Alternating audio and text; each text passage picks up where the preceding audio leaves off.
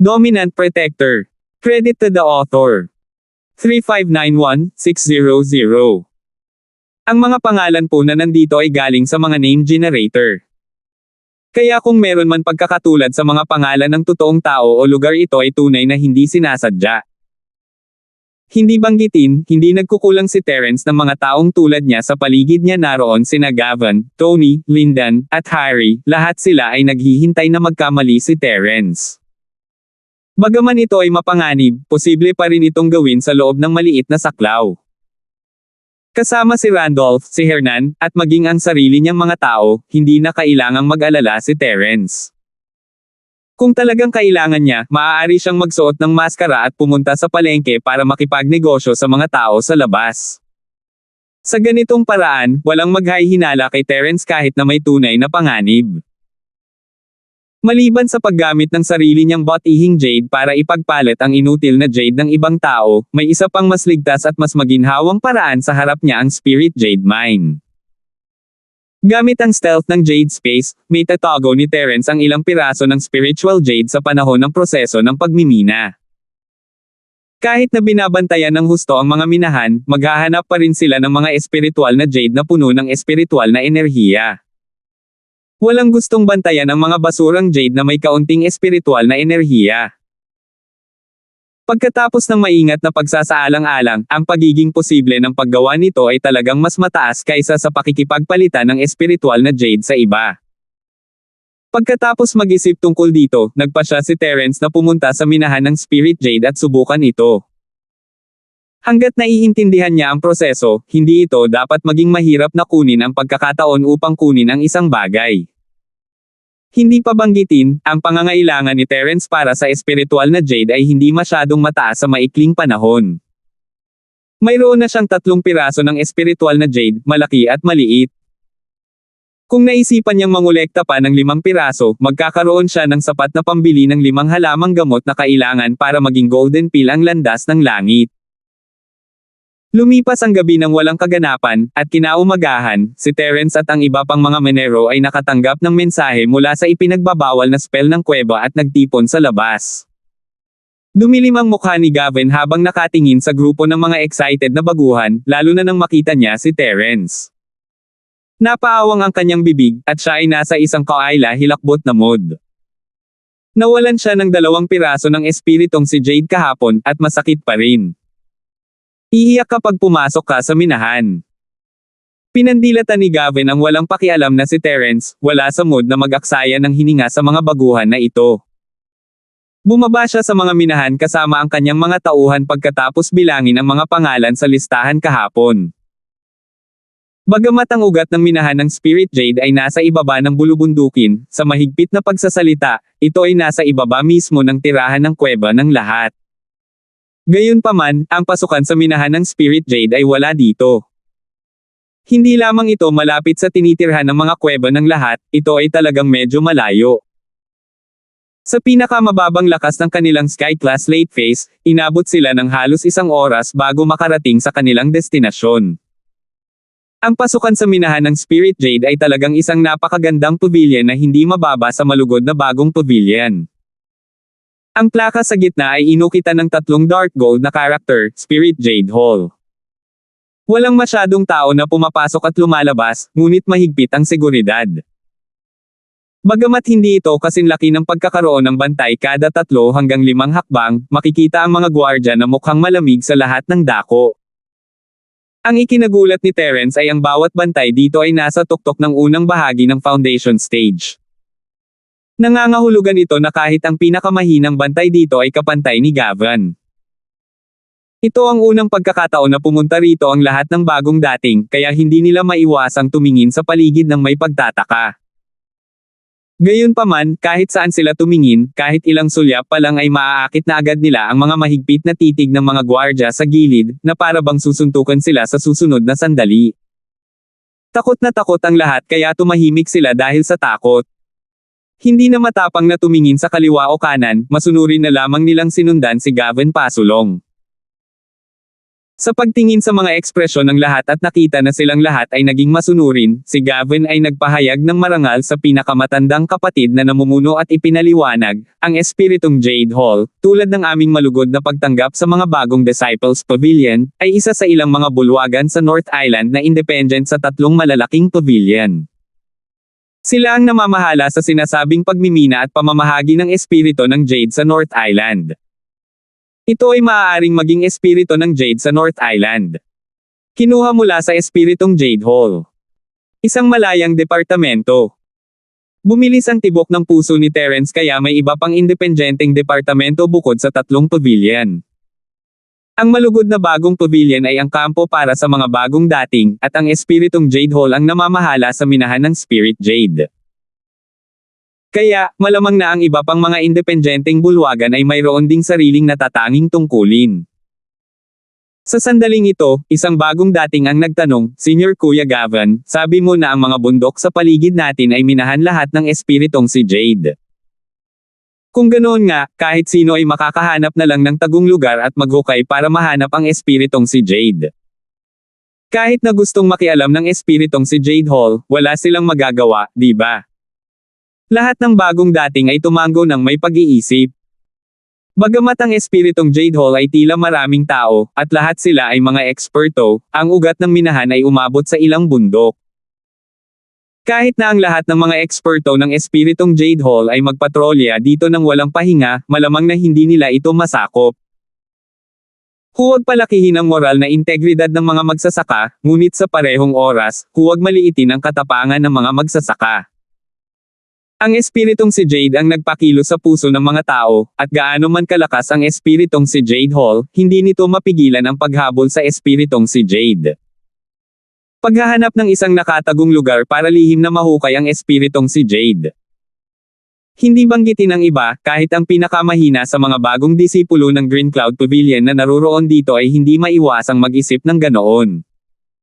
Maghanap ng tagong lugar at palihim na hukayin ang espiritual na Jade. Hehe, gusto mo. Ngumisi si Gavin at tumingin sa lahat ng mga bagong dating na parang mga tanga. Matapos makaramdam ng pagiging superior, ipinaliwanag niya, huwag isipin na ang mga minahan ay nakakalat sa buong bulubundukin, na para bang mahahanap mo ang espiritong si Jade sa pamamagitan lamang ng paghuhukay ng ilang daang talampakan sa anumang lugar. Sa katunayan, kung saan man mayroong mga minahan ng espiritong Jade, ang mga nangungunang eksperto ng 3 pavilion ay nagtayo na ng isang porma sayon. Sa mga lugar na sakop ng porma sayon, hindi lang hindi mo mahuhukay ang espiritong si Jade, kahit isang piraso ng putik ay hindi mo mahuhukay. Sa halip makakaranas ka ng backlash mula sa mga pag-atake ng formation, na maaaring humantong sa malubhang pinsala o kamatayan. Maaari mong hukayin ang espiritual na Jade, ngunit hindi mo mayayanig ang pundasyon ng bundok. Kung hindi, kung sisirain mo ang pundasyon, walang sino man ang makapaglilinang sa kapayapaan sa tirahan ng kuweba.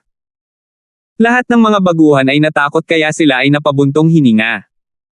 Dapat sabihin na ang ilan sa kanila ay talagang naisip na gawin ito, ngunit hindi sila nagkaroon ng oras upang gawin ito sa nakalipas na 2 araw dahil hindi nila pamilyar ang kanilang sarili sa kapaligiran. Ngayong narinig nila ang mga salita ni Gavin, napuno sila ng takot. Kung may nangahas na gawin ito 2 araw na ang nakakaraan, patay na sila ngayon. Isa lang ang pasukan sa buong Spirit Jade Mine, at ito ay nasa loob ng Spirit Jade Hall.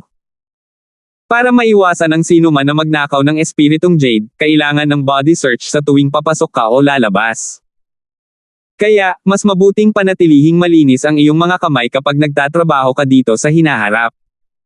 Huwag mong isipin na makakatakas ka dito. Naipaliwanag ko na ang mga patakaran kahapon, at nahuli mo ako. Ang pinakamatandang namumuno, sa hindi pagtulong sa iyo. Pagkatapos magsalita ni Gavin, pinandilatan niya ang mga tao bilang babala. 3,572. Pagkatapos ng lahat, siya ang pinakamatandang nakatatandang kapatid na namamahala sa grupong ito ng mga bagong disipulo ng Green Cloud Pavilion. Kung magkakaroon ng anumang problema, siya, bilang ang pinakamatandang kapatid na namumuno, ay mananagot din.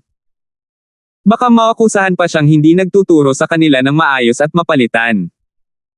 Kung mangyayari iyon, malaking kawalan ang mararanasan niya. Huwag kang mag-alala, Senior Kuya Gavin.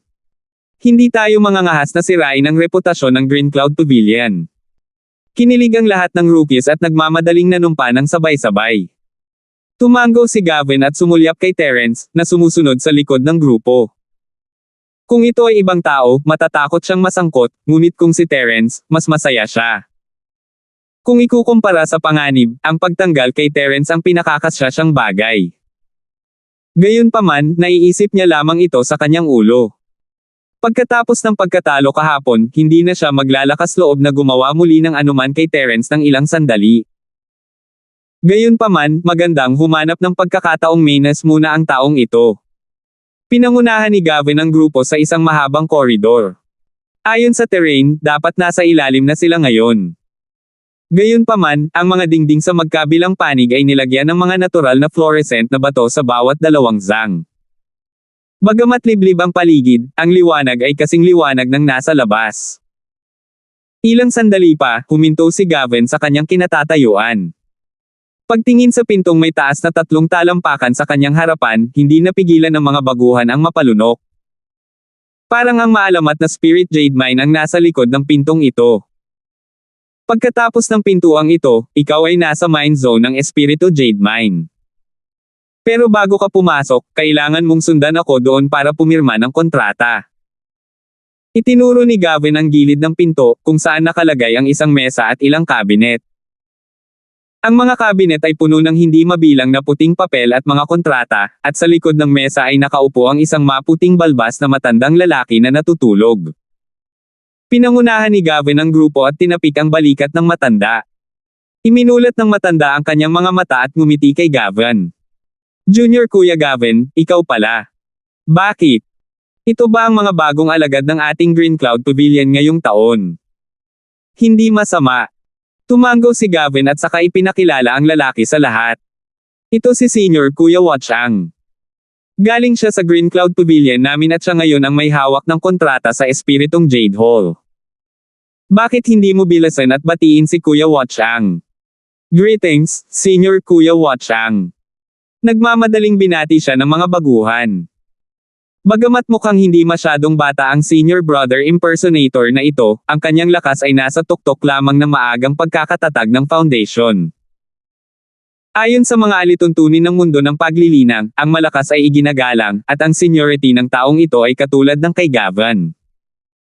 Ang lahat ay maaari lamang tumawag sa kanya bilang senior na kapatid.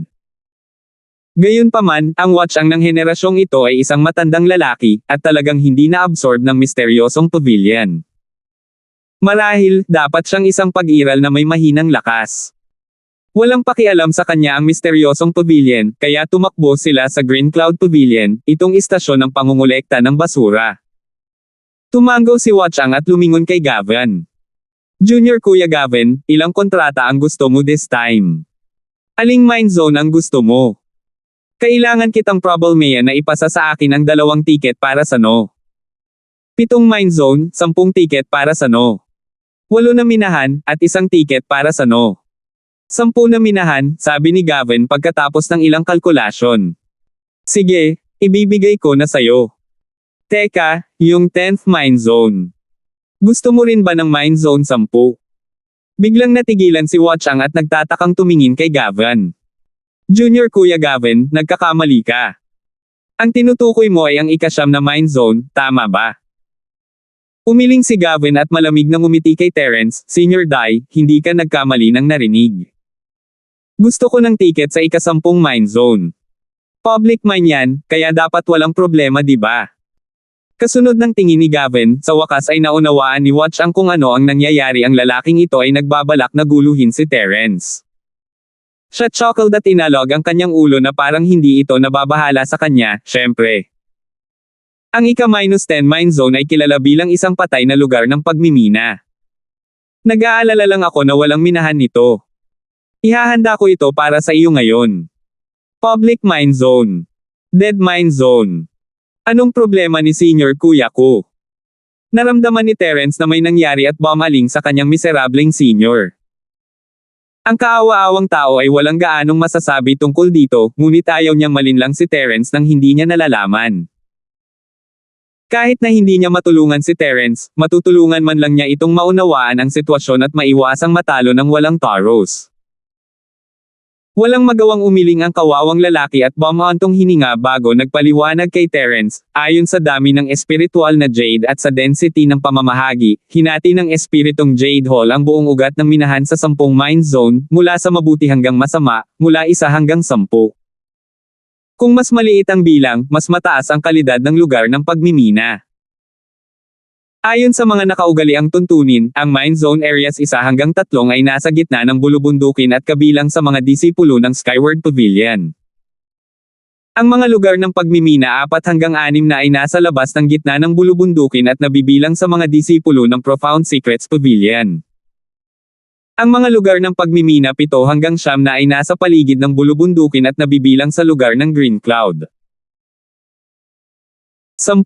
Ito ay isang pampublikong lugar ng pagmimina sa paligid at ang mga disipulo ng lahat ng 3 pavilion ay maaaring makapasok at sa parehong oras, kahit na mayroong mga spirit jade sa lugar ng pagmimina 10, ang mga ito ay napakabihirang mahuhukay sa buong taon ay tinawag na patay na mind zone. Ang kalidad ng mind zone ay tumutugma sa espiritual na chi sa hanay ng mga bundok. Ito rin ang dahilan kung bakit ang mga kuweba ng tumataas na Sky Pavilion ay ang pinakamainam na lugar sa ilalim ng kanilang mga kuweba. Sa puntong ito, kahit ang matapat na senior na kapatid ay hindi napigil ang magalit. Akala ko noon, kahit gaano pa kalaki ang target ni Kuya Gavin, itatalaga kanya sa 9 na mind zone.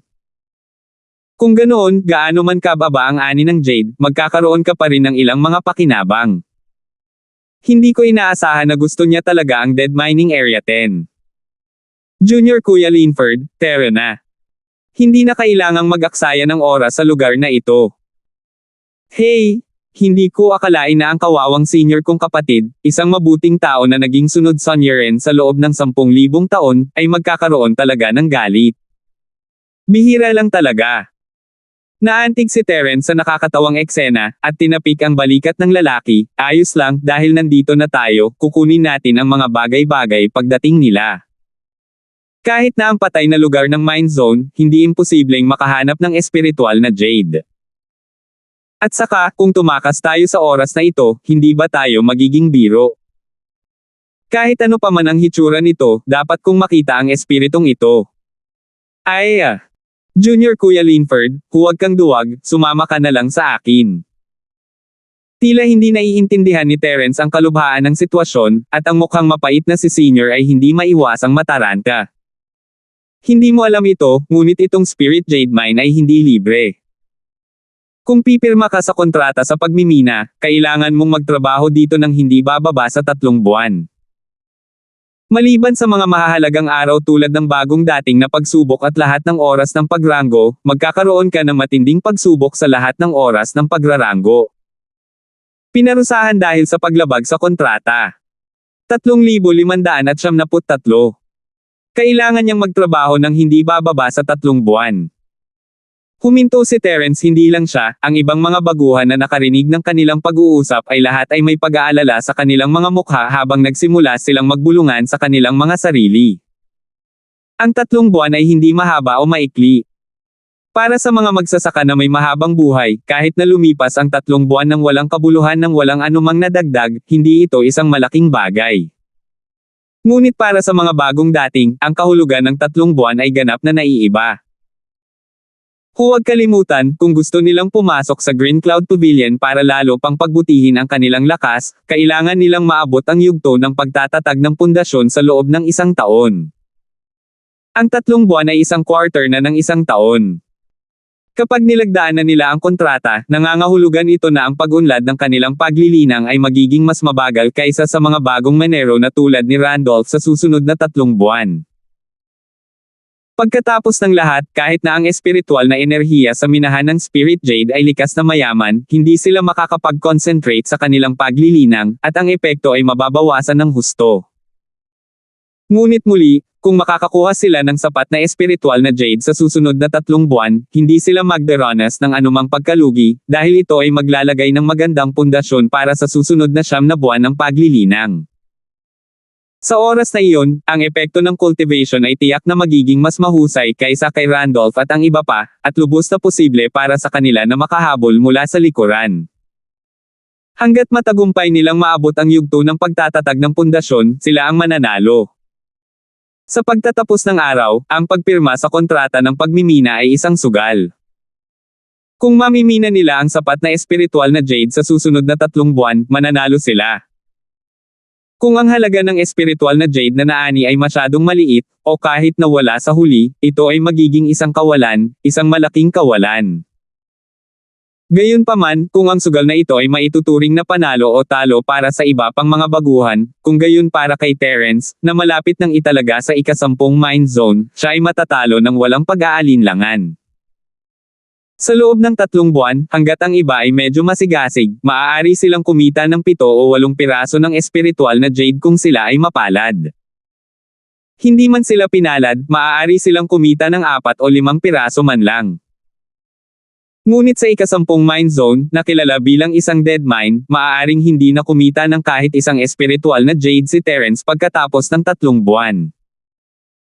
Sa katunayan, ayon sa kanyang nakaraang karanasan, sa ika-10 lugar ng mine zone, hindi banggitin ang magagandang jade na puno ng espiritual na enerhiya, kahit na ang mga walang kwentang jade na may manipis na espiritual na enerhiya ay bihira. Panaginip lang ng hanggal na makakuha ng 100 piraso ng magagandang jade kapalit ng gantimpala. Kung sino pa ang nakarinig ng sitwasyong ito, mas pinili nilang umatras. Mas mabuting maging duwag kaysa mag-aksaya ng 3 buwan ng mahalagang oras sa paglilinang. Sa oras na ito, kung nilalabanan pa nila ang kanilang mga sarili para lumaban, magiging tanga lang sila. Gayunpaman, walang intensyon si Terence na umatras.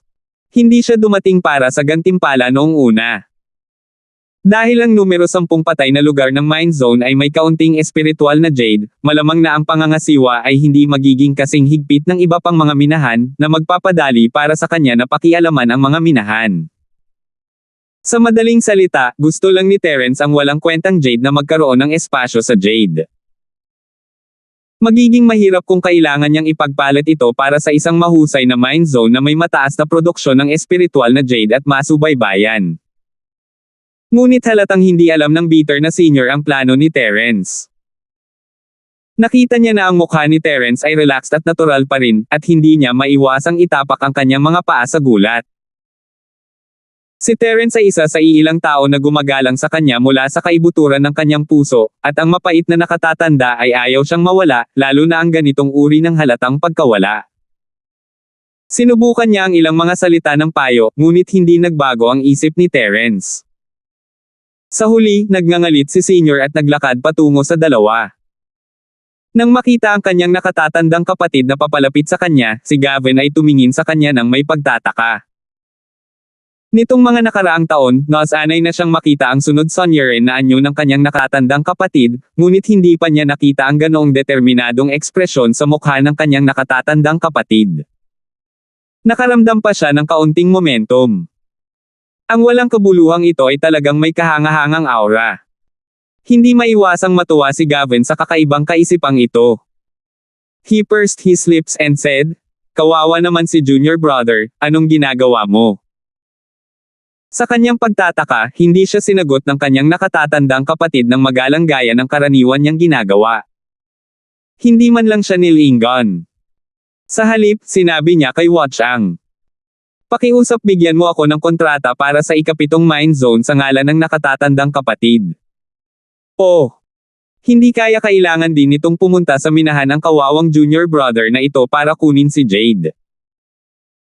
Don't tell me na nagbago na ang rules ng Welcome You Pavilion, at ikaw, bilang manager, pwede na talagang kumuha ng pribadong trabaho. Tiningnan ni Watchang ang kanyang kaawa-awa na nakatatandang kapatid na may kakaibang ekspresyon. Upang maiwasan ang mga nakatatandang kapatid na ito na pabayaan ang kanilang wastong mga tungkulin at pabayaan ang kanilang tungkulin sa pagtuturo ng mga bagong disipulo, malinaw na itinakda ng malugod na bagong pavilion na hindi sila pinapayagang kumuha ng anumang pribadong gawain. Kung tutusin, mayroon na silang mataas na buwan ng sweldo na sapat na para sa kanilang pang-araw-araw na gastusin sa pagtatanim. Ayos lang kung gusto lang niyang pangasiwaan at panatilihin ang kaayusan ng mga bagong disipulo sa Green Cloud Pavilion. Gayunpaman, kung gusto niyang personal na minahan ang mga Ors, hindi iyon posible. No, I'm here to ask for this contract for junior brother Linford. According to the rules, any manager has the right to arrange a contract for a new member. Wala naman dapat problema kung gagawin ko to, diba? Sa ilalim ng matinding titig ni Gavin, ang mapait na mukha na nakatatandang kapatid sa wakas ay nakagat ng bala at sinabi ang mga salitang ito. Ito ang unang pagkakataon sa maraming taon na sinuwi niya sa publiko ang mga intensyon ni Gavin. Oh, tama, pero natigilan si Watchang at napalingon sa madilim na si Gavin. Bagamat sa teorya, si Gavin ay may kapangyarihang gawin iyon, siya ang palaging tumatawag sa lahat ng mga taon na ito. Anong karapatan niyang magsalita?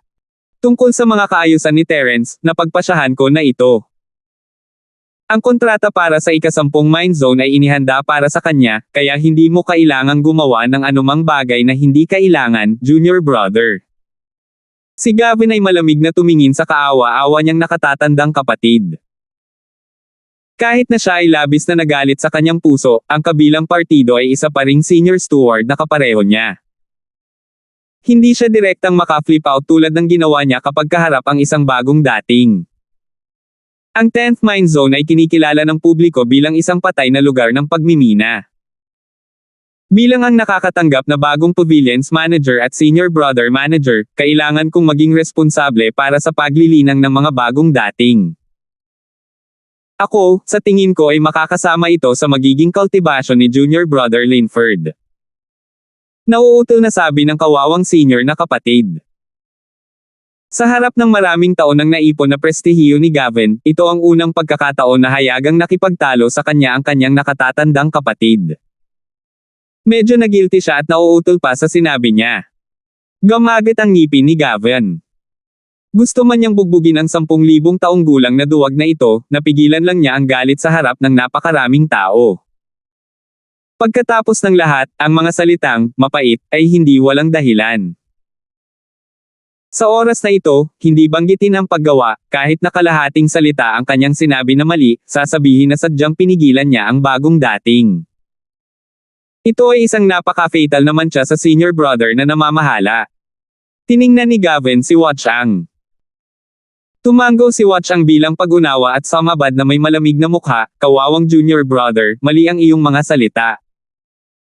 Oo, ang iyong malugod na bagong pavilion ay may sariling mga panuntunan, ngunit ang aming espiritong Jade Hall ay mayroon ding sariling mga pagsasaayos. Nangangahulugan ba iyon na ang 10th Mine Zone ay hindi minahan at walang kailangan na magmina nito? 3,574. Natigilan ng kaawa-awang senior na kapatid. Hindi niya inaasahan na sa halip na gumanti si Gavin, si Watchang ang gagawa ng unang hakbang. Hindi niya alam na ang impermanence na ito at si Gavin ay iisang uri ng tao. Nang makitang naliligaw ang kanyang nakatatandang kapatid, malamig na sinabi ni Watchang, dahil lang sa may magandang relasyon siya sa isang bagong dating, gusto mong ayusin na magtrabaho siya sa isang magandang mine zone. Ang pamilya mo ba ang nagmamay-ari nitong espiritong Jade Hall? Ito. Hindi nakaimik ang nakatatandang kapatid. Gayunpaman, nagpatuloy si Watchang, kawawang junior brother, huwag mong isipin na dahil ako ay taga Green Cloud Pavilion, maaari kang pumanig sa mga tao ng sarili nating pavilion.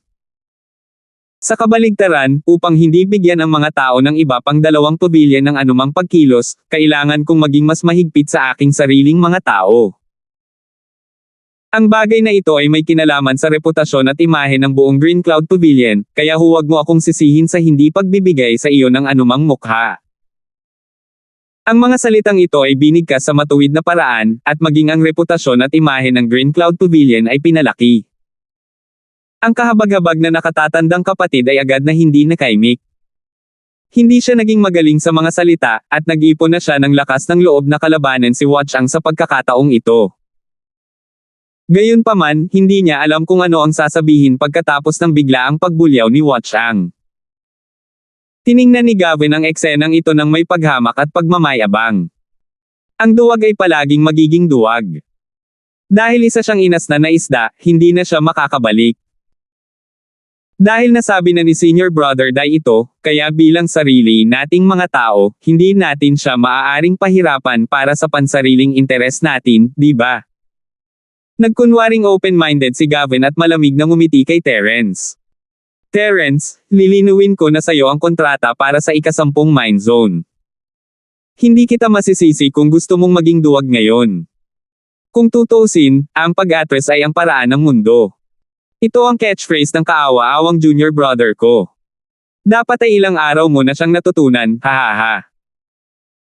Nagtawanan ng lahat si Terence ang itinapon sa ika-10 mine zone, pagkatapos ng lahat, at dahil wala itong pakialam sa kanila, mas masaya silang panoorin ang palabas. Sa katunayan, ang mga rookies ay medyo hindi nasisiyahan na sila ay itinalaga sa ika-8 mine zone sa halip na ang mas mahusay na ika-7 lugar, ngunit hindi sila nang ahas na labanan si Gavin, kaya't sila ay nakahanap lamang ng kaginhawaan sa Terence, na nasa mas masamang kalagayan. Namula ang mukha ng lalaki matapos siyang kutsain ng ganoon sa publiko, pero ngayon lang niya naubos lahat ng tapang niya. Hindi na siya naglakas loob na magsalita, nakatingin lang kay Terence, umaasang aalis si Terence kasama niya. Si Terence, gayunpaman, ay ngumiti lang habang kalmadong nakatingin sa bastos na si Gavin. At least may matutunan ako kay kuya ko. Pero kung susundin kita Kuya Gavin, hindi lang ako matututo, baka mawalan pa ako ng bigas. Mukhang mas mabuting sundin si kuya ko. Nagpunta siya para sa lana at umuwi na ginupit. Nagbago ang mukha ni Gavin nataman ang mga salita ni Terence kung saan ito masakit. Nararamdaman pa rin niya ang sakit ng pamimigay ng 2 piraso ng jade kahapon, at hindi niya maiwasang tumingin kay Terence ng may kainahinala. Hindi siya sigurado kung nagkataon lang itong sinasabi ni Terence o sinusubukan lang niyang magpahid ng asin sa kanyang sugat. Siyempre, kahit alam niyang sinasadya siya ni Terence, iisipin ni Gavin na nakita ni Terence ang frame ng kahapon. Hindi niya akalain na itinago ni Terence ang 2 piraso ng espiritual na jade sa espasyo ng jade. Hindi siya pinansin ni Terence at lumingon sa lalaki, "Senior kuya ko, wala kang dapat alalahanin sa akin. Alam ko na ang gagawin." Dahil doon, humakbang si Terence at kinuha ang kontrata mula kay Watchang, pinirmahan ang kanyang pangalan dito. AI. Walang magawang umiling ang lalaki sa eksena, ngunit huli na para pigilan niya ito ngayon. Kailangan niyang mag-isip ng paraan sa hinaharap upang mabawasan ang paghihirap ni Terence sa mine zone. As expected sa pinakamalakas na bagong dating. Matapang ka talaga. Bagamat pinuri siya ni Gavin, ang kanyang mga mata ay napuno ng pagkatuwa. Kung nagpa siya si Terence na maging duwag ngayon, kung gayon kahit bilang manager, masusulit lang niya si Terence sa salita, ngunit hindi niya talaga magagawang pahirapan si Terence. Ngunit ngayong pinirmahan na ni Terence ang kontrata ng walang sinasabi, kailangan niyang magdusa sa hinaharap. Maging ang malas na si Terence, na nakatalaga sa ika-10 mine zone, ay naglakas loob na pumirma ng kontrata, kaya hindi na umatras ang ibang mga baguhan. 3 buwan na, noon magkakaroon na sila ng isang bagay kung magsusumikap sila mula ngayon. Matapos pumirma ng kontrata ang lahat ay binigyan sila ng jade card. Malamang na ito ay ginawa mula sa pinakamasamang jade, at mayroong isang numero dito. Ang iba ay numero 7 at 8, ngunit ang kay Terence ay numero 10. Ang nasa kamay mo ay isang pass token. Ang numerong nakamarka dito ay magdedetermine ng numero ng mine zone na maaari mong pasukin. Maliban dito, hindi ka na makapasok sa ibang lugar ng pagmimina, bumalik si Watchang sa kanyang upuan pagkatapos magbigay ng kanyang mga tagubilin. Pinindot niya ang ilang hindi kilalang mekanismo, at ang malaking metal na pinto sa harap ng lahat ay dahan-daang bumukas sa sarili nitong. Sige, dahil nasa inyong lahat ang passage title plate, then follow me in. Sumenya si Gavin at pinona sa pintuan. Nagpalitan ng tingin ang iba bago sumunod. Sa likod ng pinto ay hindi ang mine zone gaya ng naisip niya, ngunit isang malaking compartment. Bukod sa 4 na unipormadong elite na gwardya, may 4 pang tauhan na responsable sa paghahanap sa mga pumapasok at papalabas na mga alagad. Ang mga tauhan na ito ay pawang espesyal na sinanay. Mula sa itaas hanggang sa ibaba, hindi nila makaligtaan ang anumang posibleng sulok. Napaka-propesyonal ng kanilang pagganap. Sa harap ng gayong mahigpit na pamamaraan sa paghahanap ng katawan, sinumang magtangkang itago ang espiritual na Jade ay nililigawan ng kamatayan. Walang posibilidad na makawala sila dito. Ngunit napansin ni Terence na ang mga manggagawa ay tila napakalapit kay Gavin. Hinanap nila ng husto ang mga baguhan, ngunit si Gavin ay naroon lamang para ipakita. Bilang karagdagan, malinaw na tinulungan din ni Watch ang si Gavin na supulan ang mahihirap. Mukhang napakahusay ng senior steward na ito sa lugar na ito. Pagkatapos ng body search, dumaan sila sa kabilang kwarto at opisyal na pumasok sa Spirit Jade Mine. Ito ay isang malalim at walang laman na espasyo. Mga 4 hanggang 5 talampakan ang distansya sa pagitan ng ilalim ng kanyang mga paa at tuktok ng minahan. Ito ay hindi isang simple at magaspang na minahan gaya ng naisip niya. Ito ay malinaw na isang malaking minahan na mansyon na maingat na pinatibay at dinisenyo. Ang mga maliliwanag na fluorescent na bato na may iba't ibang laki ay naka-embed sa bawat sulok ng minahan. Sa unang tingin, hindi ito mukhang minahan, ngunit isang misteryosong mundo sa ilalim ng lupa, nakasiya siya sa mata.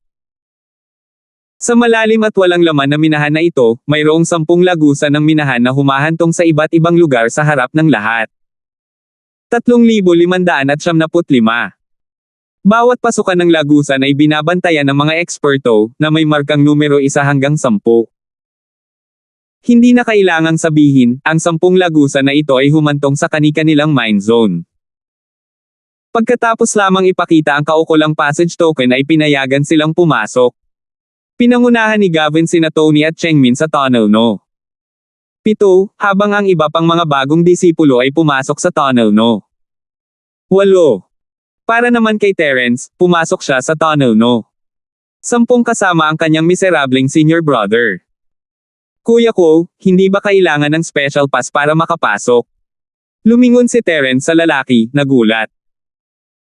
Nang makapasok na siya, malinaw niyang nakita na ipinakita lamang ng kanyang kahabag-habag na nakatatandang kapatid sa bantay ang kanyang Jade token bilang katiwala ng bagong pavilion. Sa kabilang banda, ganoon din ang ginawa ni Gavin. Tama. Valid pa rin dito ang identity token ng Welcome ang New Pavilions Manager.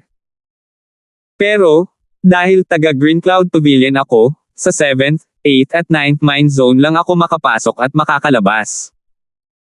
Siyempre public mining area ang 10th mining area, kaya pwede rin akong pumasok at lumabas kung gusto ko ng senior brother. After a pause, he immediately complained, Junior Kuya Linford, dapat hindi ka nalang pumirma ng kontrata ngayon lang.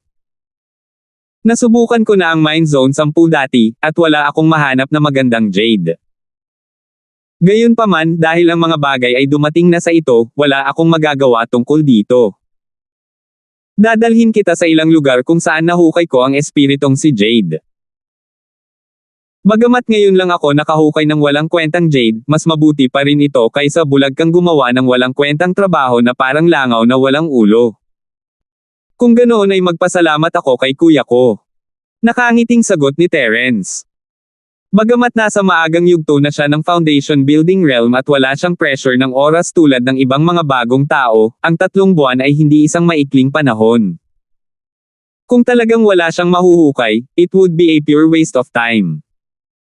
Gayunpaman, sapat na iyon para hukayin ang walang kwentang Jade. Mahaba at paikot-ikot ang lagusan. Ayon sa kahabag-habag na nakatatandang kapatid, ang 10th mine zone ay nasa gilid na ng tunnel.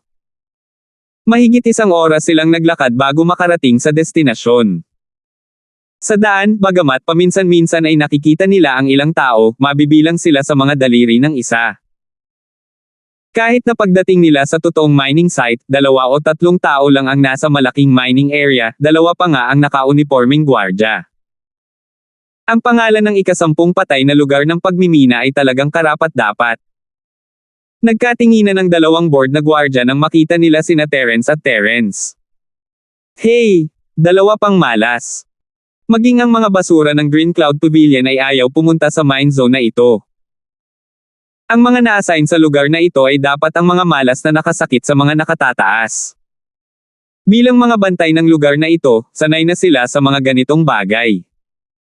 Itim ang mukha ng bitter na lalaki. Talagang tinatrato siya ng malas ng gwardya.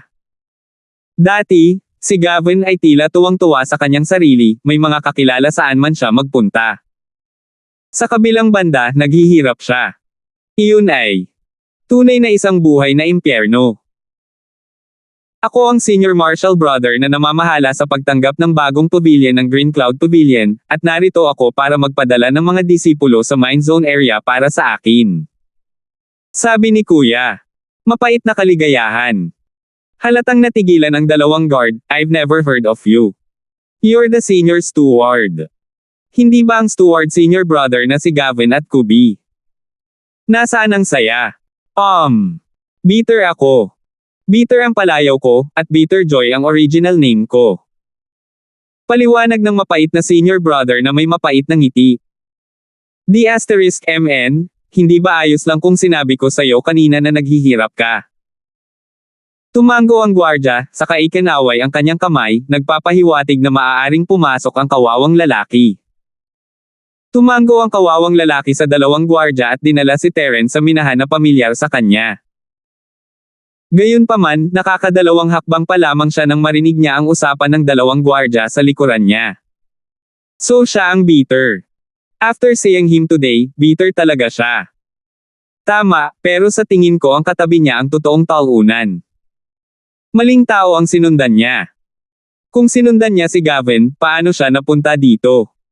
Buntong hininga, wala na tayong magagawa dyan. Sa totoo lang, hindi ba tayo pareho? Kung hindi ko sinaktan si Watchang, isang makapangyarihang figure sa espiritong Jade Hall, paano ako naipadala dito? Narinig din ni Terence ang pag-uusap. Ang pangalan ng lalaki ay mapait na kagalakan, ngunit malinaw na siya mismo ang tumanggap ng pangalan, kaya walang nakakilala sa kanya sa panahon ng pagpaparehistro. Pumasok ang dalawa sa mine zone at inilapag ang mga pinangalanang basket na nakuha nila sa pasukan. Inilabas nila ang mga pala at pinilit ang kanilang nakatatanda na magpakita kay Terence mismo, na nagbigay sa kanya ng ilang mga tip at trick para sa pagmimina. Ito ay nagkakahalaga ng pagbanggit na upang maiwasan ang espiritual na enerhiya ng langit at lupa sa espiritual na jade mula sa pagkasira sa panahon ng pagmimina, ang pala na ginamit para sa pagmimina ay gawa sa jade. Gayunpaman, ito ay katulad ng iba pang bakal na pala dahil ito ay matigas, matalim, at napaka-praktikal. Hindi lamang ito madaling maputol sa lupa, maaari pa itong tumago sa matitigas na bato. Naisip pa ni Terence na ang bagay na ito ay maaaring gamitin bilang sandata. Matapos mabatid ang itinuro sa kanya ng lalaki, mabilis itong nakuha ni Terence. Hindi naman ito komplikadong bagay, at kailangan pa niyang gamitin ang kanyang lakas. Sa lakas ni Terence sa unang bahagi ng foundation stage, ang dami ng pisikal na gawain na ito ay wala sa kanya. Hindi siya makakaramdam ng pagod kahit na magtrabaho siya ng walang tigil sa isang buong araw. Ito ang ika-10 mine zone, at ang jade drop rate ay napakababa, ngunit ang kasalukuyang lokasyon ni Terence ay may karanasan ng kanyang mahinang senior, pagkatapos ng lahat. Hindi rin masama ang kanyang kapalaran, at nakuha niya ang kanyang unang espiritual na jade pagkaraan ng ilang sandali. Matapos panasan ng lupa sa ibabaw gamit ang isang tela, ang dalisay na puting jade ay mabilis na namumulaklak ng may kinang. Kamukha ito ng espiritual na jade sa kanyang kamay. Gayunpaman, pagkatapos na maingat na madama ang espiritual na enerhiya sa loob nito, nalaman niya na ito ay napakanipis, na may konsentrasyon na mas mababa sa 1%. Ito ay isang tipikal na piraso ng basura jade. It's not bad. If we save up enough of this inutil jade, we can exchange it for good jade. Ang kahabag-habag na nakatatandang kapatid na lalaki ay umaliw sa kanya. Tumango si Terence, at lumakad ang isa sa dalawang gwardya na may timangan. Tinitimbang niya ang jade at isinulat ang numero bago ibinalik sa basket at umalis. Anong ginagawa niya? Tanong ni Terence, nalilito. Ito ang parehong pamamaraan ng pagbabantay para sa lahat ng mine zone. Upang maiwasan ang sinuman na lihim na magtago ng mga espiritual na jade, sa tuwing may maghuhukay ng isang espiritual na jade, ang mga gwardya ay titimbangin at itatala ang numero. Kapag oras na upang magulat, ang lahat ng mga espiritual na jade na iyong nahukay ay muling titimbangin. Kung ang bilang ay naiiba sa numero, lalo na kung ito ay ibinigay ng mga gwardya. Paliwanag ni Senior Brother. Hindi napigilan ni Terence na i-click ang kanyang dila. Kailangan na nilang magsagawa ng mahigpit na body search para makapasok at makalabas sa minahan, ngunit hindi niya inaasahan na magkakaroon ng ganitong proseso ng pagsubaybay. Bukod sa iba pa, ang espiritong Jade Hall ay talagang gumawa ng perpektong trabaho sa pagpigil sa mga tao sa pagnanakaw ng espiritong si Jade. 3,576. Kung ito ay isang mabuting Jade na puno ng espiritual na enerhiya, ito ay maliwanag na suriin ng mahigpit. Ngunit ito ba ay pareho para sa walang kwentang Jade? Sabi ni Terence. Tumango ang kahabag-habag na Senior Brother. Parehas lang. Mabuti man si Jade o masamang Jade, pareho lang ang proseso. Sa dulo lang, bago pumasok sa bodega, magkakaroon ng espesyal na tao para makilala ang kalidad, ayusin ang magandang Jade at ang masamang Jade, at itala ang kaukulang halaga bilang batayan para sa pagbabayad sa hinaharap. Ito. Ang bagay na ito ay medyo nakakalito. Ayon sa orihinal na plano ni Terence, ang pagtatago ng ilang piraso ng Jade ay dapat na isang piraso ng cake, ngunit sa ganitong paraan, kahit isang piraso lang ng Jade ang itinago niya, malaki ang posibilidad na malaman ito ng mga tao. Pagkatapos ng lahat, kapag ang isang espiritual na Jade ay mahukay, ang mga gwardya ay lalapit upang timbangin ito at i-record ang data. Kapag oras na para ibigay ang trabaho, kailangan nilang muling timbangin ito. Kung ang bilang ng mga espiritual na Jade na naaani araw-araw ay hindi gaanong, kahit na ito ay isang piraso lamang na lihim na nakatago, magkakaroon ng malaking pagkakaiba sa pagitan ng dalawang data. O kaya niyang itago ang espiritual na Jade sa Jade Space sa sandaling hinukay niya ito at magkunwaring hindi niya ito natagpuan. Si Terence ay natural na nakaisip ng ideyang ito, ngunit mabilis niya itong binitawan matapos lihim na lingunin ang dalawang gwardya. Ang dahilan ay walang pumunta sa patay na lugar ng mine zone na ito upang kunin si Jade, kaya ang dalawang gwardya ay tumitingin kay Terence paminsan-minsan dahil sa pagkabagot. Iba ang proseso noong hinukay nila ang Jade kumpara noong hindi, at hindi ito maikli.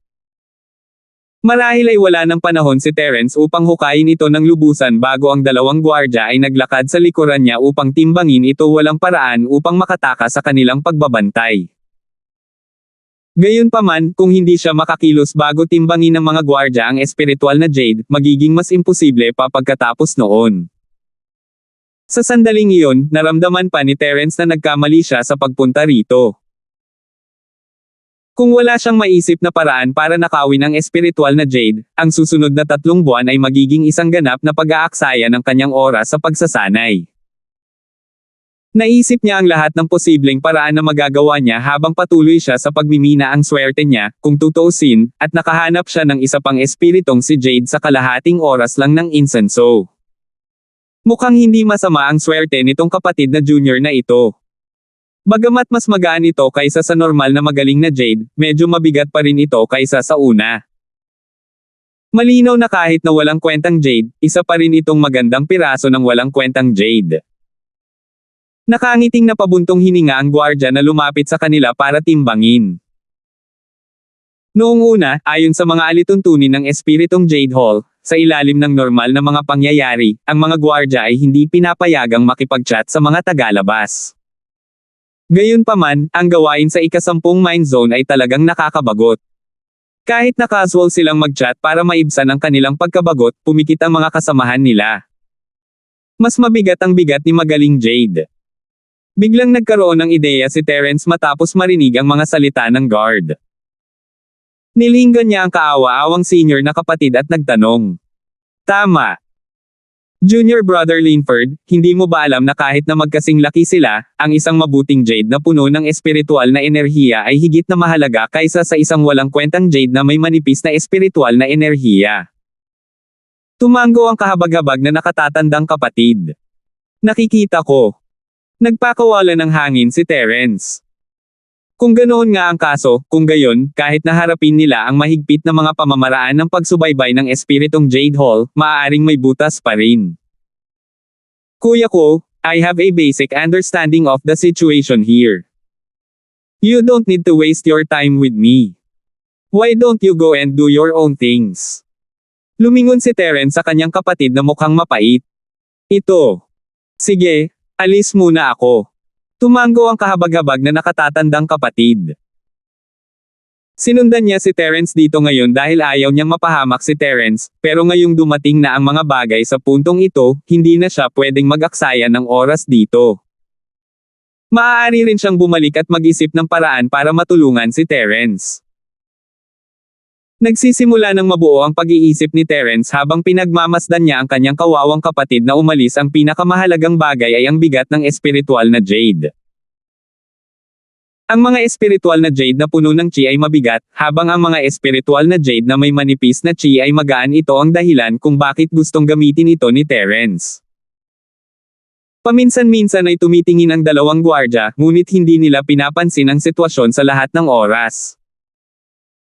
Ayon sa plano ni Terence, maaari niyang kunin ang tinimbang na jade mula sa basket at ilagay ito sa kanyang jade space kapag hindi pinansin ng mga gwardya, singilin ito, at tahimik na ibalik.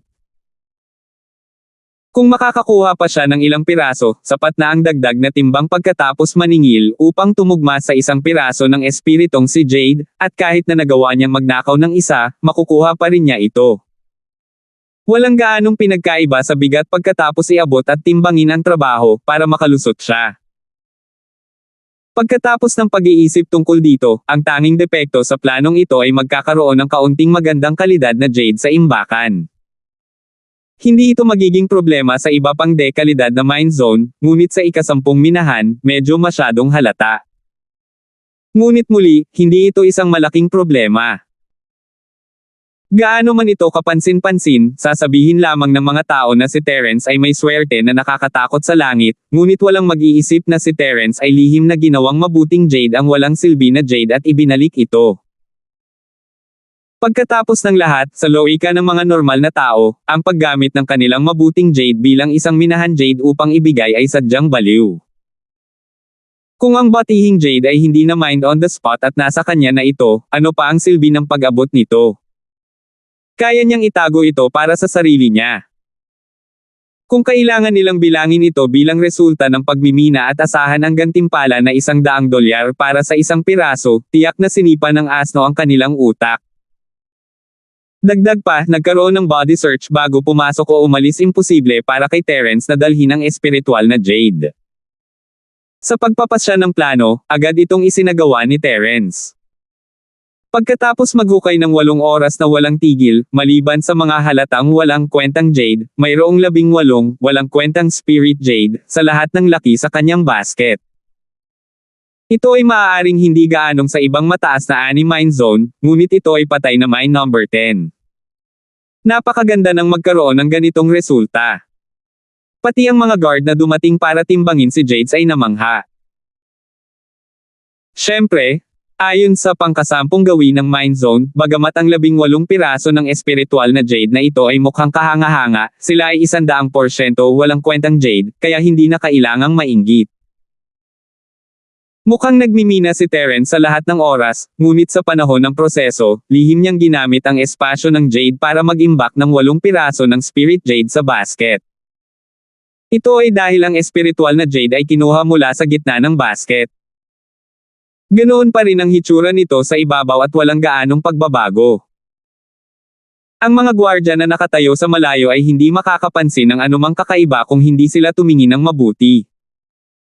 Sa susunod na 4 na oras, para mapigilan ang mga gwardya na dumating, sinadya ni Terence na hindi maghukay ng anumang espiritual na jade.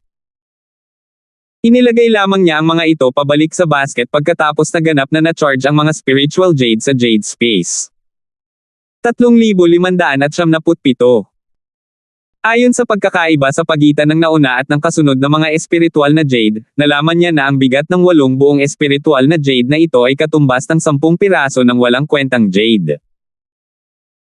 Nangangahulugan din ito na sa ilalim ng saligan ng pagtiyak na walang gaanong pagkakaiba sa bigat, lihim niyang may tatago ang 2 espiritual na jade.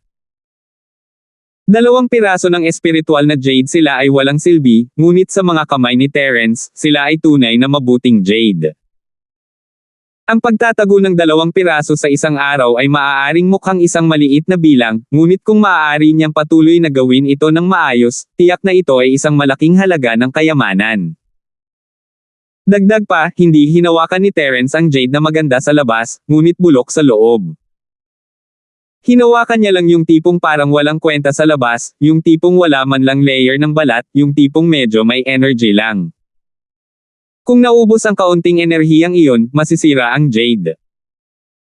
Ang mga gwardya ay malamang na hindi mabibilang ang bilang ng mga jade na tulad nito, ngunit tiyak na maaalala nila ang mga mukhang maganda. Kung talagang hinawakan sila ni Terence, magiging problema ito.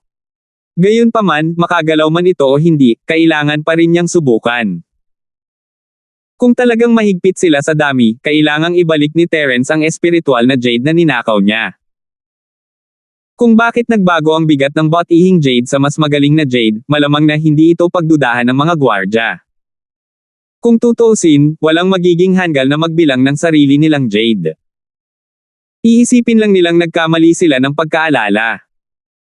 Ngunit kung maaari, si Terence ay magtatrabaho dito sa loob ng 3 buwan, at kahit na hindi niya isasaalang-alang ang ranking competition at ang newbie trial, magkakaroon siya ng hindi bababa sa 70 araw. Kung magtago siya ng 2 sa isang araw, iyon ay $140. Dapat malaman ng isang tao na ang malugod na bagong pavilion ay nagbibigay lamang ng 1 piraso ng espiritual na jade sa mga bagong dating bawat buwan. Anong uri ng konsepto ang 140 piraso? Ito ay simpleng paggawa sa kanya sa isang nouveau-riche. Kahit na ang isang senior steward tulad ni Gavin na may maraming karanasan ay hindi magkakaroon ng napakaraming espiritual na jade na naipon. Ang mga espiritual na jade ay mga consumable na maaaring gamitin para sa parehong paglilinang at pangangalakal. Hayaan ng 140 piraso, maituturing na mabuti kung si Gavin ay mayroong 30 hanggang 50 piraso sa kanyang pag-aari. Kung hindi, hindi na siya gaanong masakit para lang magbayad ng 2 piraso ng espiritual na jade. Sa ganitong paraan, hanggat may sapat na espiritual na jade si Terence, makakabili siya ng mas mahalagang likas na kayamanan sa isang salita lamang, lalo na ang mga sangkap para sa elixir. Sa pagtatapos ng araw, ito ay tulad ng secular na mundo. Sa mas maraming espiritual na jade sa kamay, natural na lalakas ang gulugad ng isang tao, at natural na magkakaroon ng higit na kumpiyansa sa pagsasalita at paggawa ng mga bagay. Gayunpaman, ang lahat ng ito ay itinayo sa pundasyon na ang mga bagay ay magiging maayos. Bagamat tila kumpleto na ang plano ni Terence na nakawin ang espiritual na si Jade, kung talagang maingat ang 2 gwardya na tumitimbang sa kanya, may mapapansin silang malansa. Siyempre, ayon sa obserbasyon ni Terence sa 2, hindi mataas ang posibilidad na mangyari ito. Kahit na may pagkakataon na sila ay matuklasan, ito ay napakaliit. Napansin lang nilang 2 ang dami ng waste jade maliban sa ginto at jade. Tulad ng para sa kanilang timbang, ginamit lamang nila ang isang counter upang idagdag ang kabuuan. Hindi nila naitala ang individual na timbang. Pagkatapos magtrabaho ng buong 12 oras, dapat ay madilim na ang langit sa labas. Biglang may mahinang tunog ng kampana mula sa kalayuan ng lagusan ng minahan. Sumigaw ang isa sa mga guard sa taas ng boses niya, "Sige, bell is done. That's it for today. Pack up and hand in your work with me." Lumingalinga si Terence sa paligid at hindi maiwasang mapangiti. Halatang sinisigawan siya ng mga tanod. Walang ibang tao sa malaking mine zone maliban sa kanya at sa 2 gwardya. Bumangon siya at tinapik ang alikabok sa kanyang katawan bago iniligpit ang jade shovel at bitbit ang basket. Sinundan niya ang 2 gwardya palabas ng mine zone. Hindi naman masama ang ani ngayon ni Junior Brother. Sok-sok, mahigit 42 cat ties na ang napili mo sa unang araw mo dito. Kahit na dapat walang kwenta silang lahat Jade, hindi pa rin masama. Kinawian ng isa sa mga guard ang account book sa kanyang kamay kay Terence. Isang buong taon na siyang na-stock sa patay na mine zone na ito, at bihira lang siyang makatagpo ng bagong mukha, kaya gusto lang niyang makausap si Terence para maibsan ang kanyang pagkabagot. Medyo marami ka nang nakuhang Jade na mukhang magaling na Jade. Kahit na walang kwenta silang lahat Jade, pwede mo pa ring ipagpalit ang 10,000 piraso ng magandang Jade sa isang piraso ng mabuting espiritu Jade. May pag-asa ka pa. 10,000 dolyar. Kung walang cheat si Terence, pagod na siya. Nakita ng matatalas na mata ni Terence ang kanyang pangalan sa simula ng pahina, at sa ibaba nito ay isang string ng mga numero na mukhang magandang Jades. Mayroong isang espesyal na bilog sa ibaba, at ito ay isang kapansin-pansing numero 42 cat eyes at 3 tail. Ito na ang bigat ng mga basket na binawasan nito, at ito ang huling tumpak na record na mayroon siya. Katulad ng nahulaan ni Terence, wala ang puro walang kwentang kabuoang timbang ni Jade, kundi ang kabuoang bigat ng Jade. Maraming bagay na maaaring manipulahin ni Terence dito. Hehe, it was pure luck. The senior brother, this is my first time here and I don't know the rules here. Can you tell me what the rules are? Nakita ni Terence na pala kaibigan ng gwardya at sinubukan niyang magtanong. Sa totoo lang, hindi inisip ni Terence na ibibigay niya ang kanyang sarili, ngunit ito na ang huling pagsubok na kailangan niyang harapin, medyo natatakot pa rin siya. Ito ay katulad ng isang estudyanteng nandaraya sa isang pagsusulit. Kahit na hindi nahuli ng invigilator ang estudyante na nandaraya sa lugar, mag-aalala pa rin sila kung nag-iwan sila ng bakas sa papel pagkatapos isumite ito. Halimbawa, eksaktong kopyahin nila ang mga pagkakamali ng ibang tao. Tumingin ang gwardya kay Terence, iniisip na naiinip pa rin siya. Ngumiti siya, napakasimple ng handover process. Iabot mo ang basket ng spiritual Jade na hinukay mo, at ibibigay ko ang account book ko. Ang natitira ay wala sa aming negosyo. Maghintay na lang tayo sa gilid. Magkakaroon ng isang tao sa bodega na espesyal na muling timbangin ang iyong espiritu Jade.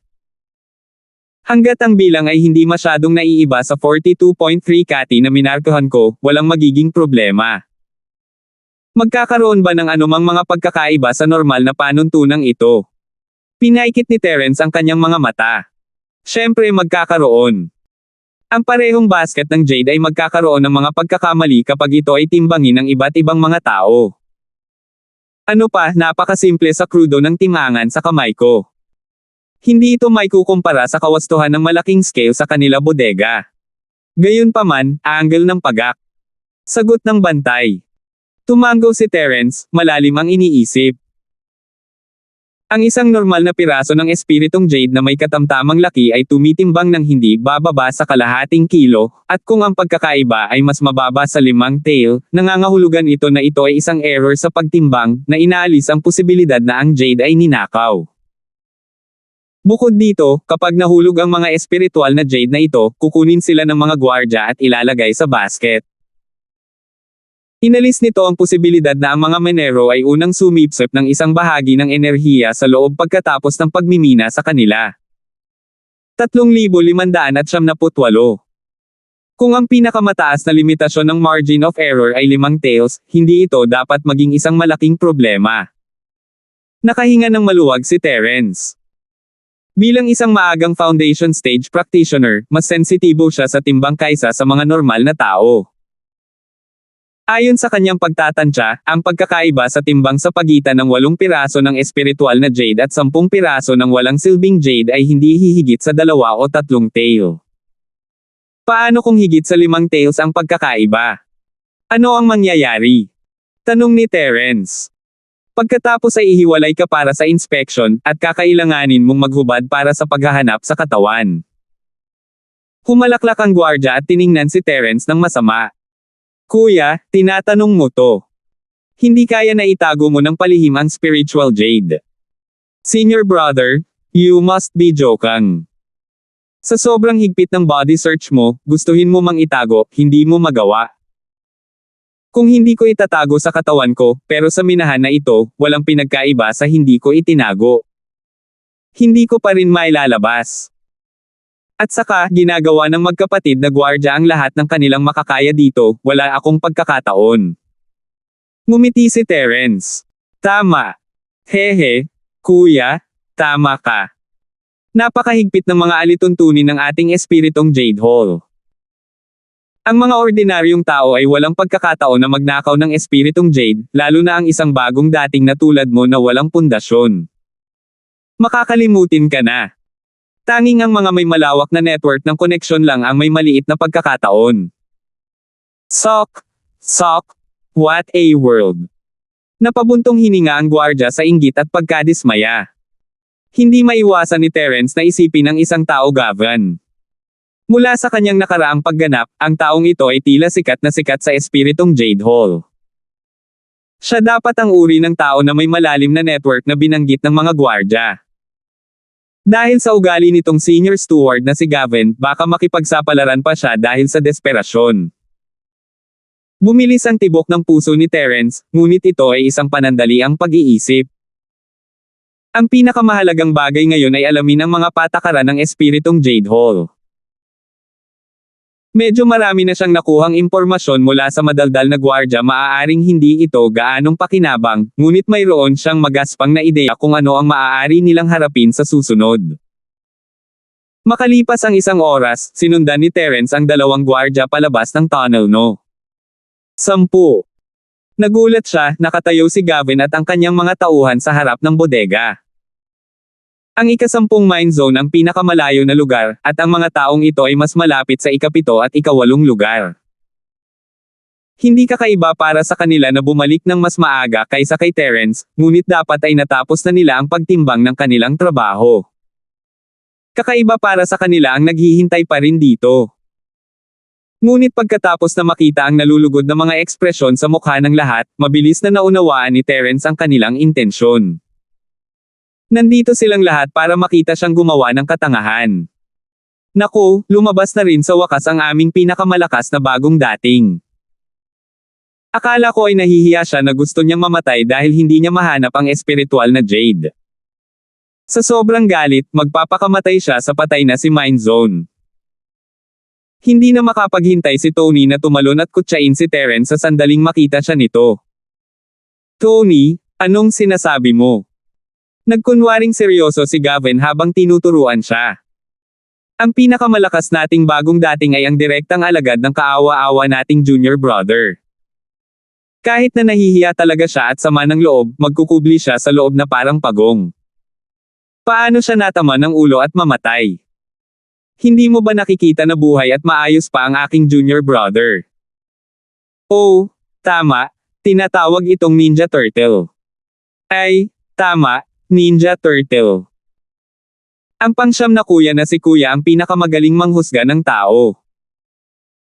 Pero medyo makapal ang balat ng baguhan na ito, baka malalaman lang niya ang ibig sabihin ng mahihiyang mamatay kapag natimbang. Kakatuwang tumawa si Tony, at humagalpak sa tawa ang mga tao.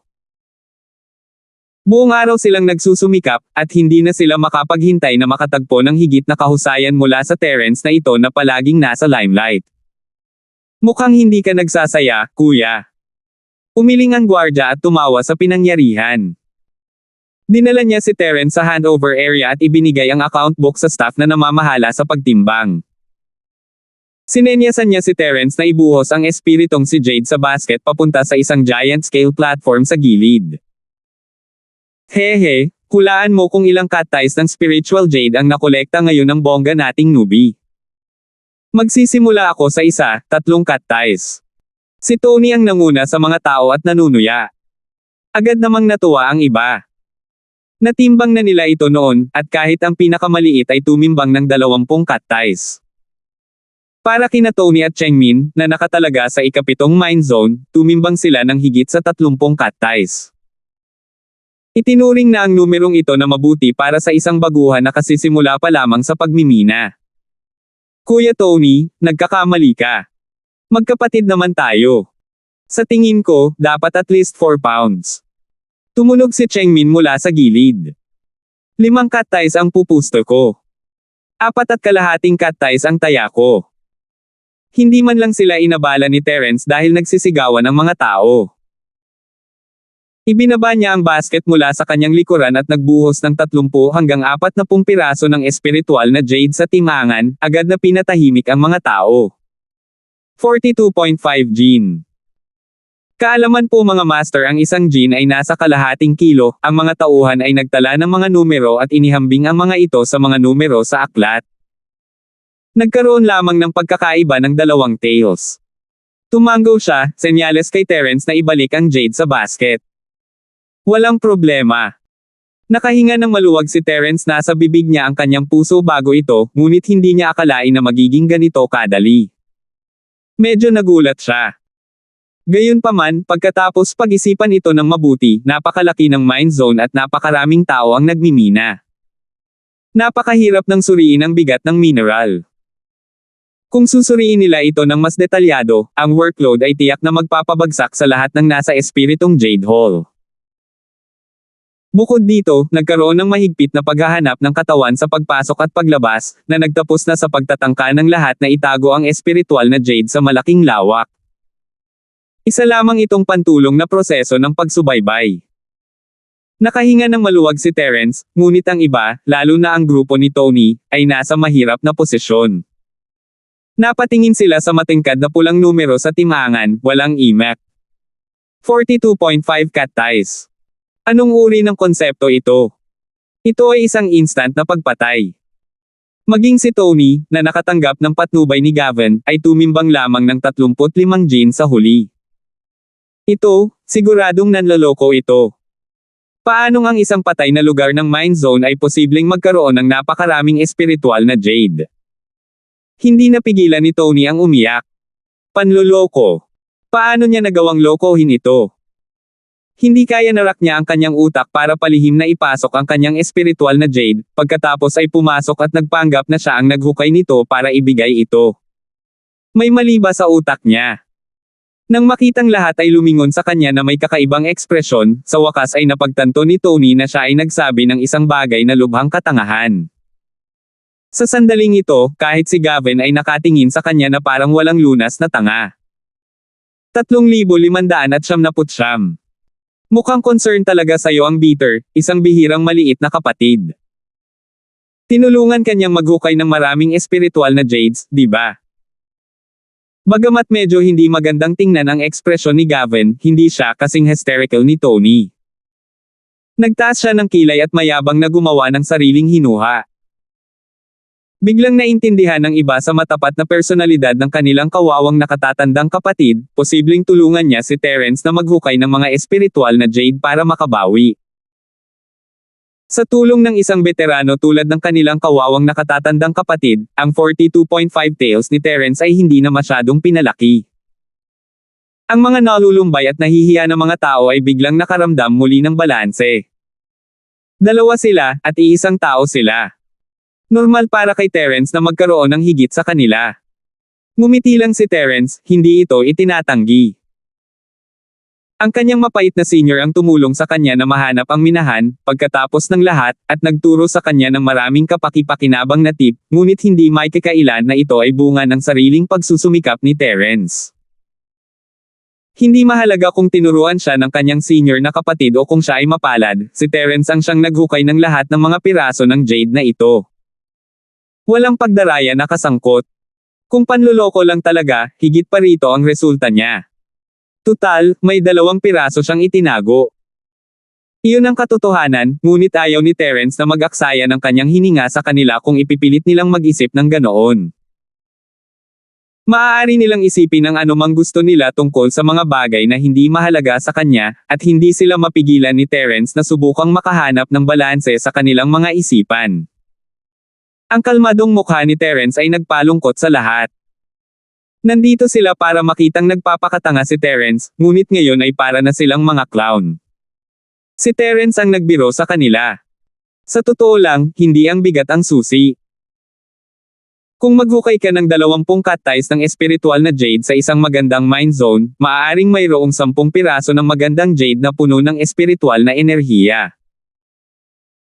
Ngunit sa isang kilalang patay na lugar ng pagmimina, hindi banggitin ang 40 cat ties, kahit na maghukay ka ng 400 cat ties ng espiritual na jade, maaaring walang kahit isang piraso ng magandang jade. At the end of the day, mababayaran ka lang kung makuha mo ang pinakamahusay na jade. Kung basura lang si jade na may kaunting chi, paano kung maubos mo ang laman ng buong mine zone? Mawawalan pa rin ito ng saysay, di ba? Hehe. Oo, oo, oo. Totoo ang sinabi ni Senior Kuya Gavin. Si Jade lang ang hinuhukay namin pagkatapos naming tignan ng mabuti.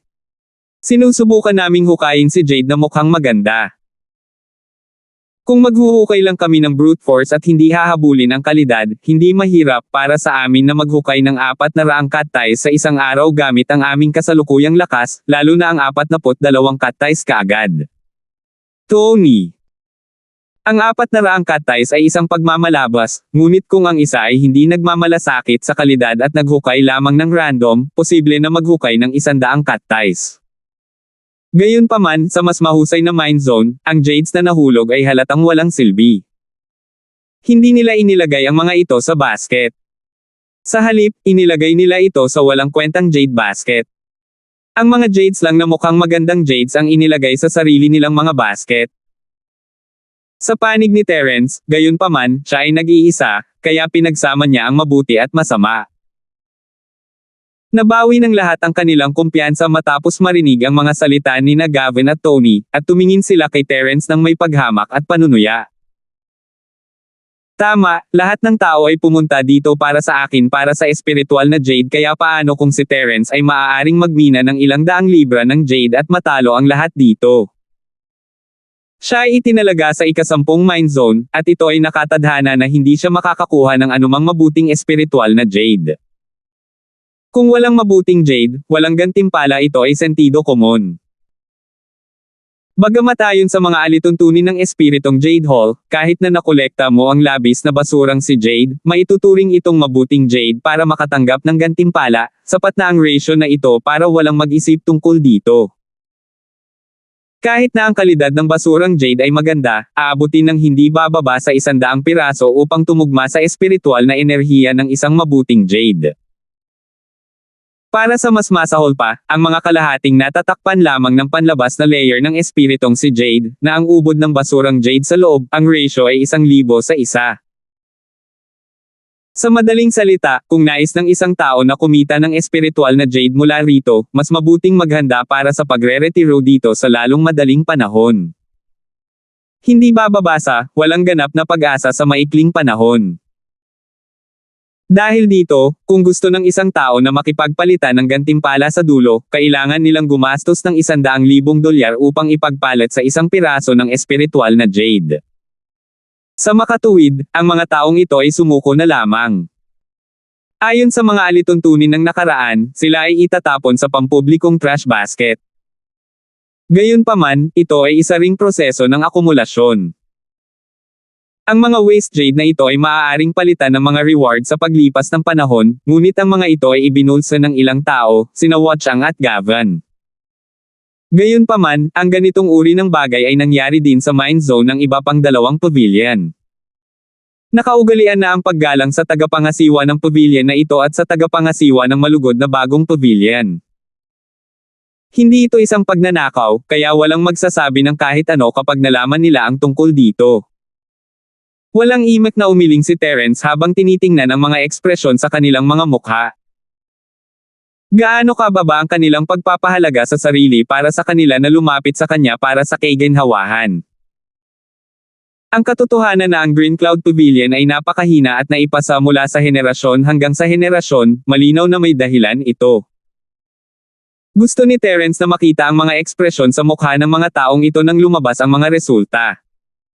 Ito ay magiging kawili-wili. Sa ilalim ng mga tingin ng lahat, ibinalik ni Terence ang jade sa kanyang basket at ipinadala ito sa Quality Inspection Office. Mayroong 5 espesyal na sinanay na kawani ng inspeksyon ng kalidad na namamahala sa pagkilala sa kalidad ng jade, pagtatalo ng mga resulta ng lahat para sa isang araw, at pagpapadala ng jade sa bodega ayon sa kanilang mga marka. Kung ikukumpara sa proseso ng pagtimbang, ang kalidad ng inspeksyon ay higit na hinihingi. Kahit 5 tao ang sabay na nagtatrabaho, mahaba pa rin ang pila ng mga basket sa harap ni Terence. Ang mga pangalan sa mga basket ay si Tony at ang iba pang mga bagong disipulo ng pavilion. Sa sandaling ito, narinig nila ang ulat ng isa sa mga kawani ng inspeksyon ng kalidad, Chengmin, 6 na piraso ng magandang jade at 22 piraso ng walang kwentang jade.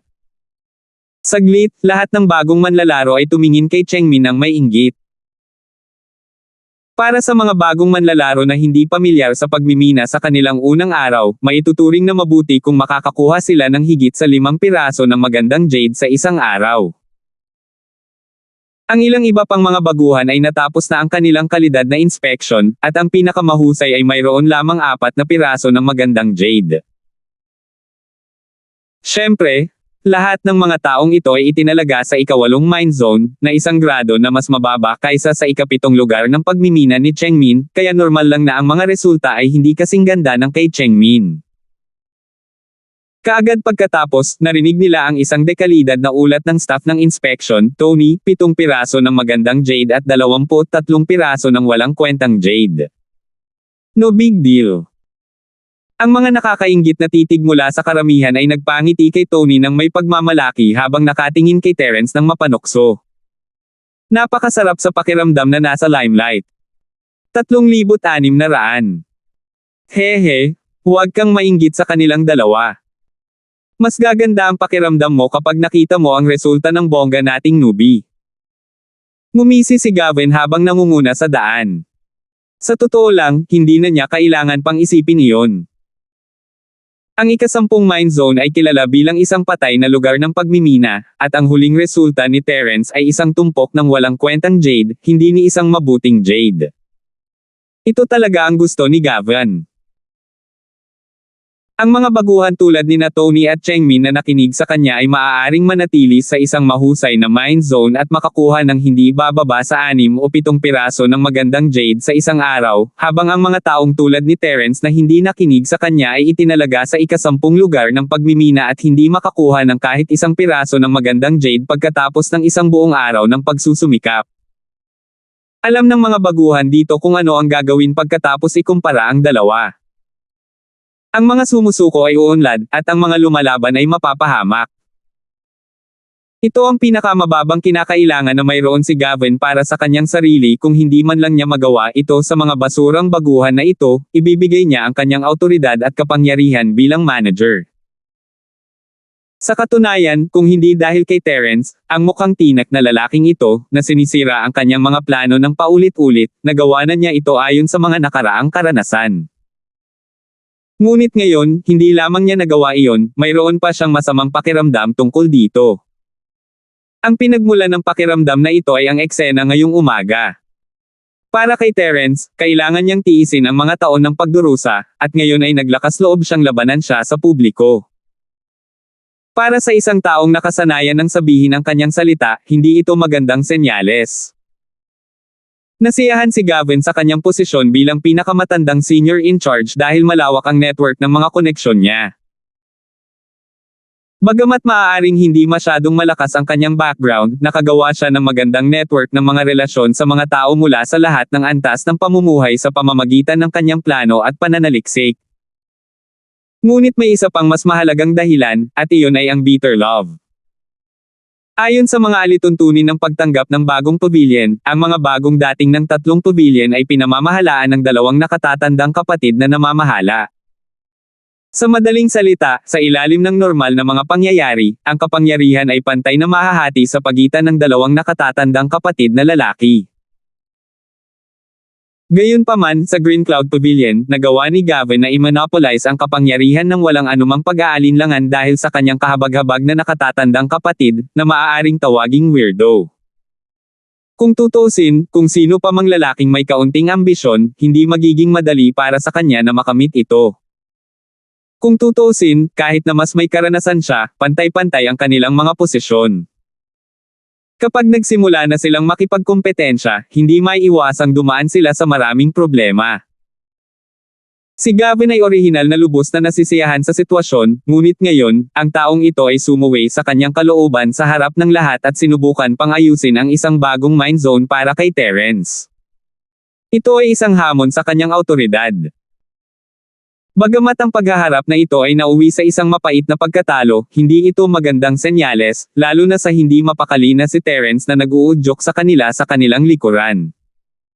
Baka magdulot pa ito ng mas maraming problema sa hinaharap.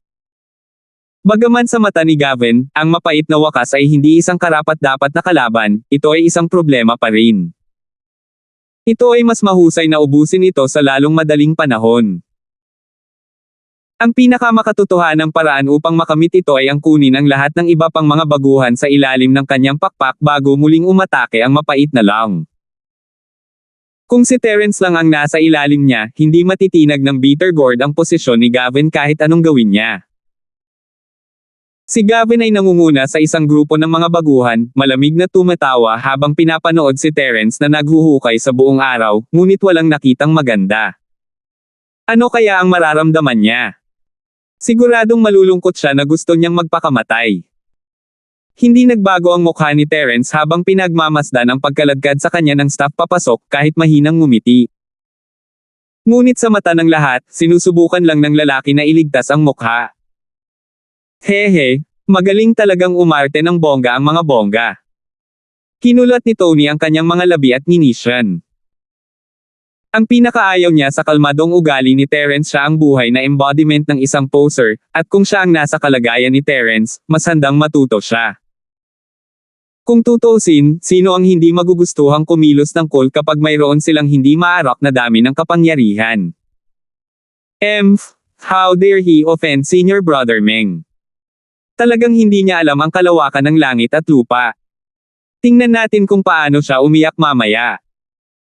Sa ilalim ng sadyang patnubay ni Gavin, ang ilan sa mga rookie ay naunawaan na at malinaw na nagsimulang sumandal kay Gavin. Kung dati, itong mga normal na baguhan na walang background ay hindi makakasakit kay Terence sa publiko kahit na hindi nila siya gusto.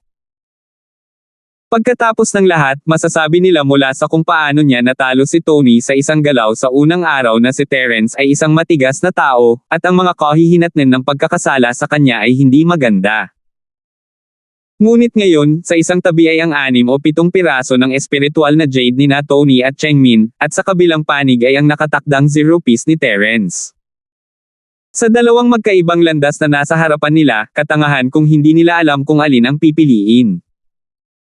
Ang pagtapak kay Terence ngayon ay tanda ng kanilang katapatan kay Gavin. Sayang ang hindi pagtapak sa kanya, pero huli na kung hindi nila gagawin. Lahat sila ay Sky Class Masters, hindi sila tanga. Pagkatapos na maunawaan ng isa sa kanila ang nangyayari, ang iba ay mabilis na nag-react, natatakot na baka ma-label sila bilang abnormal ni Gavin. Hindi na sila makapaghintay na simulan ang pagtawanan kay Terence, ang bawat isa ay mas hindi kasiya siya kaysa sa huli. Bagamat walang gaanong talento ang grupong ito ng mga baguhan, hindi naman sila masyadong bobo. Agad namang tumawa si Gavin sa pagmamalaki. Ito ang gusto niyang epekto. Damn it, damn it. Gusto mo akong ipaglaban sa isang basurang tulad mo. Mas mabuting umihi ka at tingnan mo ang sarili mong malas.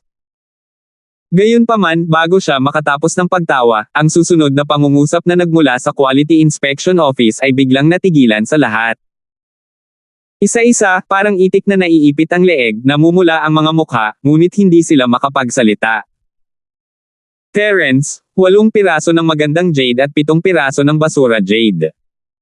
20 piraso ng basura jade. Ang tinaguriang basurang si Jade ay ang uri ng jade na mukhang basurang si Jade. Ang ganitong uri ng jade ay disdainful sa ibang mga bagong disipulo. Of course, it was also a form of respect for their senior brother. $100,000 lang ang pwedeng ipagpalit sa reward. Kailan kaya yon? Kaysa mapilayan ng sariling mga kamay, mas mabuting ibigay ito kay Gavin. Gayunpaman, kahit na hindi nila binanggit ang mga trash jade, si Terence ay may mas kaunting trash jade kaysa sa mga taong tulad ni na Tony at Chengmin, ngunit ang pinakamahalagang bagay ay mayroon siyang 8 piraso ng magandang jade. Paano magkakaroon ng 8 piraso? Hindi ba iyon isang patay na mind zone kung saan wala ni isang piraso ng magandang jade ang matagpuan? Kung ang isang random na baguhan ay makakakuha ng 8 piraso ng magandang jade sa kanilang unang araw, kung gayon paano ito matatawag na isang patay na mind zone?